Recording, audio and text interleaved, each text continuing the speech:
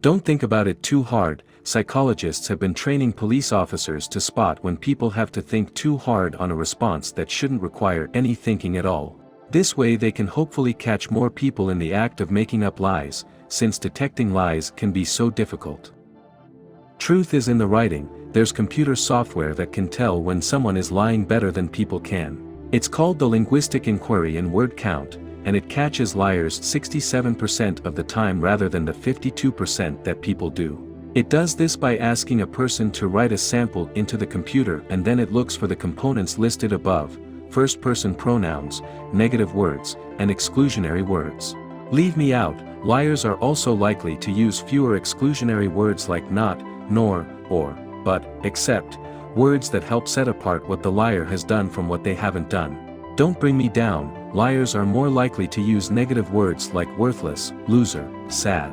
University of Texas at Austin psychology professor Dr. James Pennebaker says this is because liars have higher anxiety and often feel guilty over their lies. Correct me if I'm wrong. Overall, liars' stories tend to have less cohesion than someone telling the truth. They're more likely to correct themselves mid-story than truth tellers.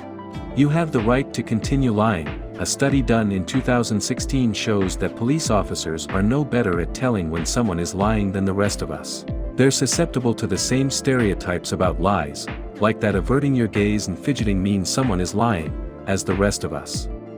When you can trust the eyes, despite the fact that liars don't avert their gaze any more than someone telling the truth, there's an exception to this rule. Research has shown that when there's a high-stakes lie, losing a lot of money, or their freedom, that's when people have a tendency to look away. Less is more. People are actually better at detecting lies if the liar is wearing a face veil. A study was done after rulings came down from courts in the UK, Canada, and United States that said witnesses couldn't wear a niqab, face veil, during their testimony. Judges worried it would interfere with people's ability to tell if the witness was lying. In reality, people are better at telling if someone is lying when they're wearing a face veil because it causes them to focus on more the eyes, which makes it easier to detect deception. You can't hide your lying eyes. While shifty eyes aren't a sign that you're being lied to, pupil response is. When we're lying, our pupils dilate. Fool me once, shame on you. People who have high emotional intelligence are more likely to fall for emotional lies. A study published in Legal and Criminological Psychology tested people with high emotional intelligence, and found the ability to perceive and express emotion lowered their ability to detect when they were being lied to. Inner workings, aphasics, people who have had the left cerebral hemisphere of their brain damaged, are better at detecting lies than people without that damage. Because they cannot understand sentences, they have to rely on nonverbal cues, and thus are better at spotting lies.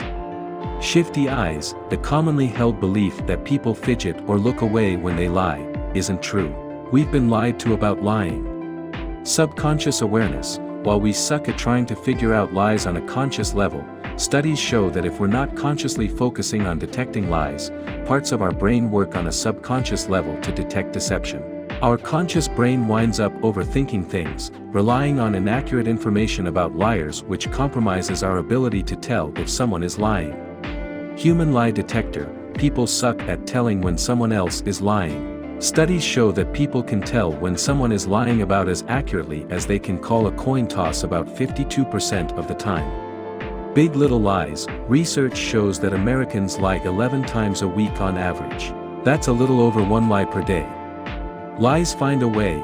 Our brains adapt to lying, and this can actually cause us to lie more as time goes on. According to The Slippery Slope of Dishonesty, published in Nature Neuroscience, lies can grow over time. What they call self-serving dishonesty increases the more we do it, and as such these lies can grow larger and larger.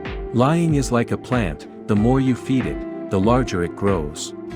Nature versus nurture. According to Dr. Melba Vasquez, a therapist in Austin, Texas, the ability to be honest requires either good modeling in families or having developed good mental health. The truth quite literally starts in the home. For people who don't grow up with good modeling, or haven't developed good mental health, lying is a way to cope. The doctor is in, even in places where we're encouraged to be honest and truthful, like a therapist's office, we still choose to lie. According to a survey done by the University of Minnesota Twin Cities, 52% of psychotherapists have been lied to or suspect they've been lied to by their clients. Why do we do it in therapy? A different study done by Wake Forest University says it's because we feel ashamed and don't want our therapist to judge us. A liar born every minute. 60% of people lie at least once in 10-minute conversations, according to a study published in the Journal of Basic and Applied Social Psychology. According to the research, people do this because they want to be likable and viewed as competent. This means that during even a brief conversation someone's probably telling a lie or two. Honest healthy living, according to a study done by the University of Notre Dame, telling the truth can improve your health. The study found that telling fewer lies per week improved both mental health and physical health. Participants who told fewer or no lies reported fewer complaints such as feeling tense and having headaches, compared to the control group which was allowed to continue lying. Telling the truth isn't only good for your soul, it's good for your body too.